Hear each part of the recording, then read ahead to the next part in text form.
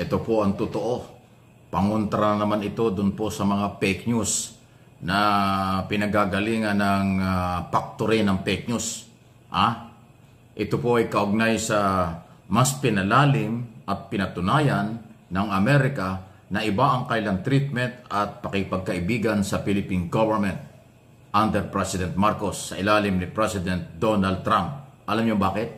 Sa dami po ng mga bansa na nangangailangan ng financial support mula sa Estados Unidos, yung USAID na tinatawag. Financial support yan ng Amerika sa mga bansang kailang kaalyado.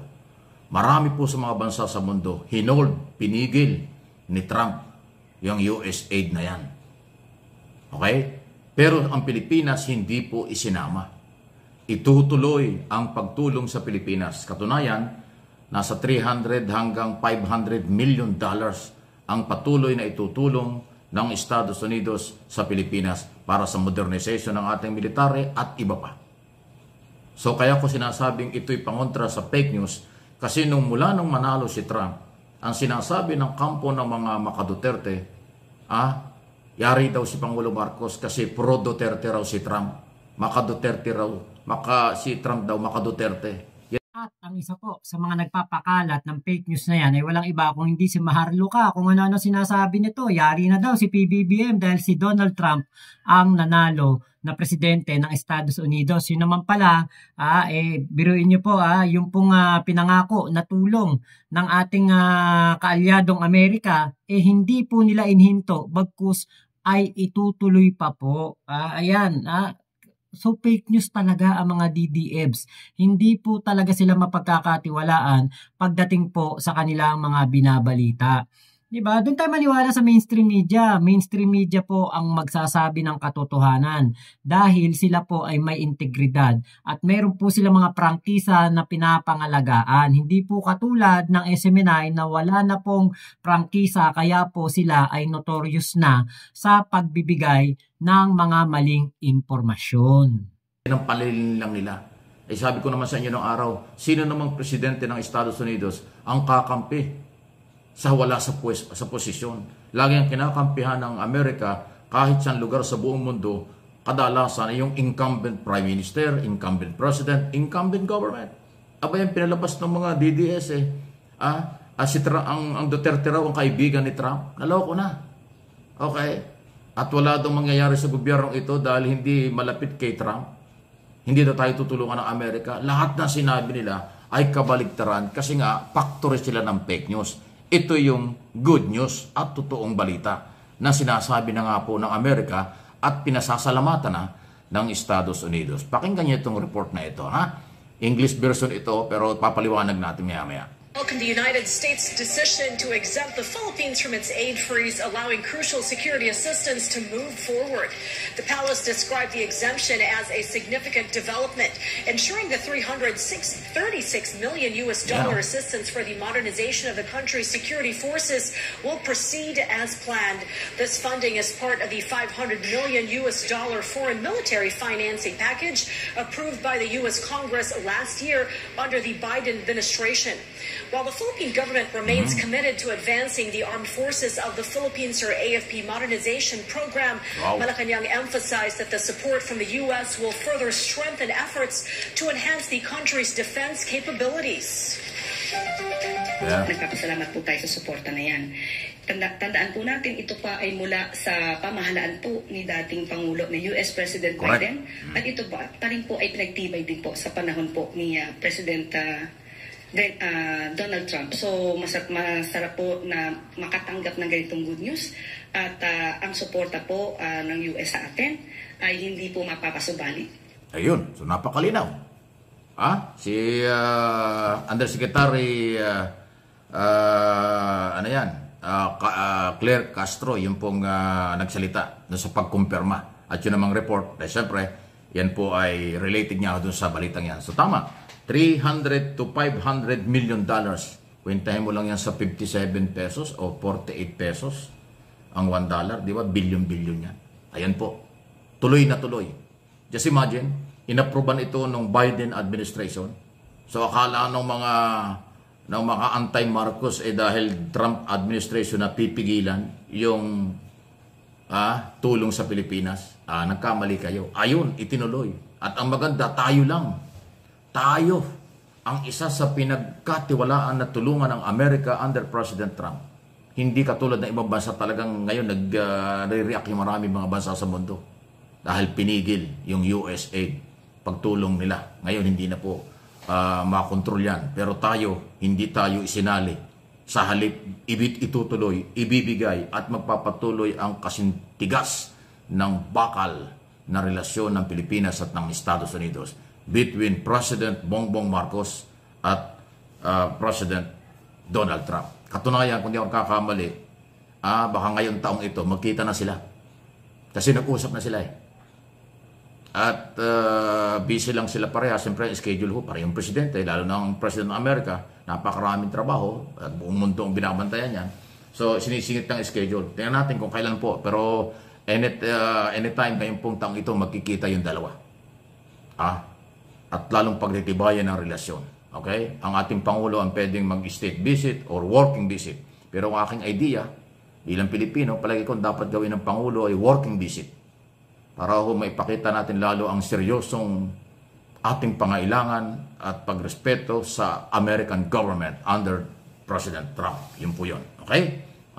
Magkaiba po kasi, pag sinabing working visit, magtatrabaho ang Pangulo doon para mahikayat ang bansang pupuntahan niya at mga kapitalista ron mamuhunan sa ating bansa, tulungan tayo. Pag state visit, ay parang kadalasan doon PR lang. Susunod-sunod ka lang kung ano ang gusto ng bansa na nag-imbita sa iyo bilang state visit. Hindi ka tulad ng working visit, magtatrabaho ka ron. Gagawin mo ang lahat ng paraan para makumbinsi mo, makausap mo ang business community, ang gobyerno na pupuntahan mo doon, kung ano man, kasi working visit. Ay pagka po state visit, iba ang galaw nun. Kasi sila ang masusunod doon kung ano yung mga kakausapin mo at schedule mo dyan. Medyo may pagkakaiba. Okay? So, yan po yung magandang balita. Ano kaya ang reaksyon dito ni Maharlika na siyang nangunguna sa pagbibigay ng fake news na ang ating pong Pangulong Bongbong Marcos daw po ay hindi kakalingain o kumbaga hindi daw papansinin ni Donald Trump dahil daw etong si Donald Trump ay maka-Duterte. So kung ano ang puno, siya rin bunga. Ang kanilang anito, kanilang poon ay fake news. Alagad ng fake news. Talagang lagi po nagbibigay ng fake news. What more pa kaya yung mga vlogger ni Digong? Diba? Pahiyang-pahiya kayo dito. Iyak na naman dito, mapanlin lang ng mga anti-Marcos o factory ng fake news. Kasi yung kanilang sa pantaha at kanilang pinangangalandakan from day one na manalo si Trump, ay mahihirapan na daw ang Pilipinas. Dahil hindi na tayo papansin ng Amerika. Especially doon sa West Philippine Sea. Nagkamali na naman kayo. Dalawa na yan. Akala nyo, hindi tayo tutulungan, financially, nagkamali kayo, ito na, tutulungan na. Issue ng West Philippine Sea, akala nyo, pababayaan tayo. Hindi po. Nag-warning na, ilang ulit na si U.S. State Secretary Marco Rubio, yung bagong U.S. State Secretary. At mismong si President Donald Trump, sinabi niya, mali ang ginagawa ng China. Diyan po sa West Philippine Sea o South China Sea. Mapanganib yung ginagawa nila. So, anong ibig sabihin yan? Kinakatigan, susuportahan nila yung posisyon ng Philippine government ng mga totoong Pilipino na hindi makapili, yung Pilipino may malasakit, may panindigan sa West Philippine Sea at Exclusive Economic Zone, yan ay sinusuportahan ng ang Pilipinas ng US government. So, nakakadalawa na ang mga fake news na napapakalat ng fake na hindi nagkatotoo kasi nga fake yan. Ang totoo ay kung anong nangyayari ngayon. Itong sinasabi ko. Tumibay, pinalakas pa ang relasyon ng Pilipinas at ng Estados Unidos. Sa national security, modernization ng Philippine military at iba pa. Financial support patuloy na ibibigay ng Amerika sa Pilipinas under President Marcos. Yan ang good news. Mga Pilipino sa Amerika, salamat tayo. Okay? At marami pang iba. Ayan, huwag kayong magpalinlang sa mga paktore ng fake news. Maniwala kayo sa totoo para gumanda ang buhay mo. Maniwala ka sa totoong balita para hindi ka ma-stress. Pag diyan kayo nakikinig sa mga mapanlinlang, mga paktore ng fake news, inuulit ko, mai-stress na kayo, nabudol ka pa. Dahil sila lang ang nakikinabang, kayo ginagamit lang. Please like and share ng ating mga video. Alam niyo po, kaya sila siguro din gawa ng mga fake news kasi nga may mga naniniwala eh. 'Di ba? Kung walang magpapaloko, walang manloloko eh. 'Di ba? So kitang-kita natin dito na mayroon po talagang mga naloloko, may mga naniniwala sa panloloko. Kaya po, hindi sila titigil sa panloloko. Bakit? Bukod sa pinagkakakitaan na nila yan, nagagamit pa nila ang mga utu-utu nilang manonood, utu-utu nilang supporter para po galitin ito at mag-comment, maghaha-reaction sa mga upload ng mga nagtatrabaho sa gobyerno, lalo na sa ating Pangulong Bongbong Marcos na FB page. Yan po ang kanilang ginagawang panglalason sa kaisipan ng mga Pilipino. Alam niyo po ba, kapag ikaw ay DDS, meron pong mga meron pong mga side effect, meron pong mga tayo nga nakitang video, i-share ko dito, panoorin po ninyo kung ano po ang qualities ng mga DDMs. DDS ka ba? Ito ang mga palatandaan ng isang Duterte diehard supporter o DDS. Impierno kayo, magkita-kita tayo doon. Number 1, Tatay Digong ang tawag nila kay Duterte. Tatay, miss na mo siya. Kahit hindi naman sila na ang tanging pagkakapareho nila sa kanilang tatay ay mga mababaho ang bunganga, palamura at walang respeto sa kapwa. Putang ina ninyo. Nobody but nobody. Number 2, ang mga DDS ay may dugo makapili at mga taksil sa bayan. Itong mga DDS ay walang tunay na pagmamahal sa Pilipinas at gaya ng mga Duterte ay wala silang pakialam kung ang gawin ng China ang mga teritoryo ng Pilipinas. Gaya ng kanilang idol na si Digong, wala rin silang pakialam kung gawing probinsya ng China ang Pilipinas. Gusto ninyo, gawain na lang ninyo kaming province, Fujian, pati Philippine province of China. Di wala tayong problema.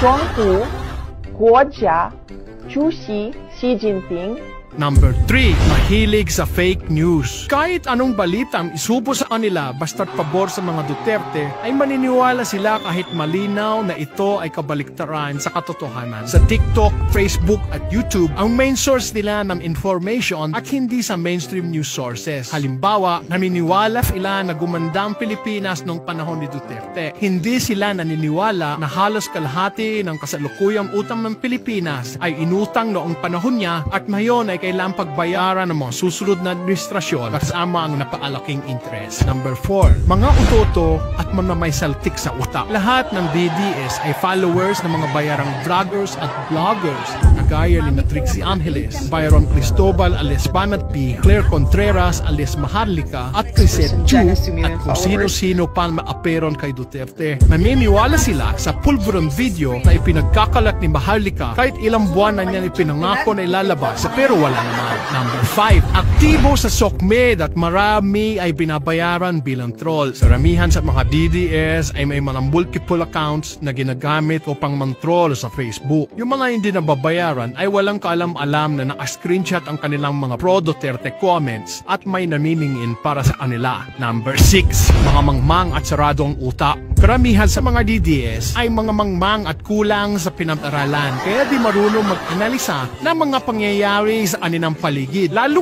na sa mga usaping panlipunan. Basta raw pro-Duterte sila at wala silang pakialam kung wala naman talagang ambag ang mga Duterte sa kanilang group. Number 7, karamihan sa mga lalaking DDS ay mga manyakis at mga babae naman ay mga haliparot. Itong mga DDS na ito ay yung mga natutuwa pa pag nakikita ng mamanyak ng mga babae si Digong ay yes mga anot.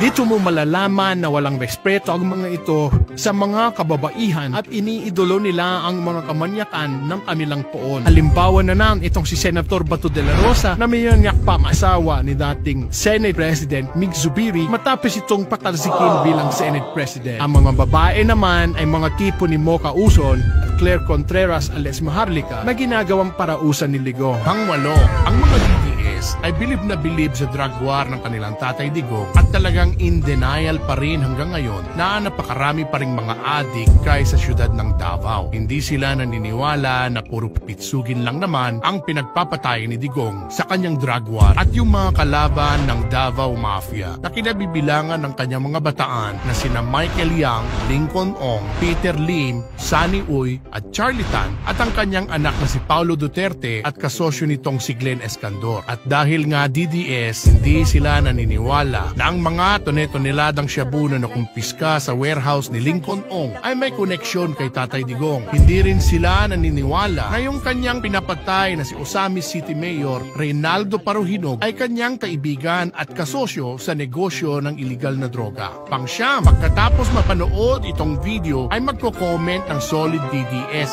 o kaya we love Tatay Digong. Yan, kaeng-eng ang mga DDFs. Kita nyo napanood nila yung video na yan. Napakarami na pong mga katotohanang lumalabas patungkol kay Digong.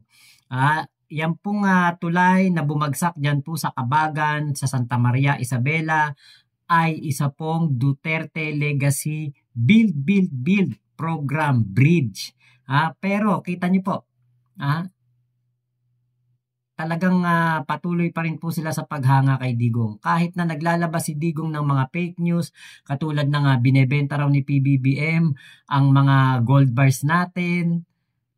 Yung pala wala naman pala magagawa si PBBM dyan sa mga gold bars na yan. Hindi naman pala siya pwedeng makigulo dyan o makisali dyan sa pagbebenta ng gold bars. Diba? Yan ang mga DDFs. Kaya po may factory ng fake news kasi may naniniwala. Sana nga talaga ay matulad na po tayo sa Singapore na kung saan ay wala na po silang fake news doon. At kung sino man po ang gumawa ng fake news ay pinaparusahan. Sana lang po talaga ay magkaroon tayo ng katulad ng sa Singapore na meron pong isang ahensya ng gobyerno na magmo-monitor po sa mga disinformation. At kapag po merong lumabas na maling impormasyon, tinetake down nila kagad. Kapag may tao po na gumawa ng fake news, pinapakulong nila, pinaparusahan po nila. Diba? Kung kaya po ng Singapore, kaya rin naman siguro natin, matatahimik po tayo. Sana meron pong mga senador at kongresista na makaisip po ng ganyang panuntunan, ganyang batas, na kapag ikaw ay nag-fake news, kailangan mo talaga magbayad. Kailangan mo talaga maparusahan. At yung mga post ng fake news na ginagawa mo, ay pwedeng i-take down ng gobyerno anytime. Sana po may ganyan, no? So, maraming salamat po sa video ni Sir Mike Abe. Maraming salamat din po sa inyong pagsama dito sa aking vlog na ito, sa ating reaction video. Salamat po sa inyong pagsuporta. Magpo 450,000 subscriber na po tayo. Maraming salamat po. Ingat po kayo. Nasan mang panig kayo ng mundo. Momo chup chup. Love you. God bless us all, Pilipinas. God first. Salamat po.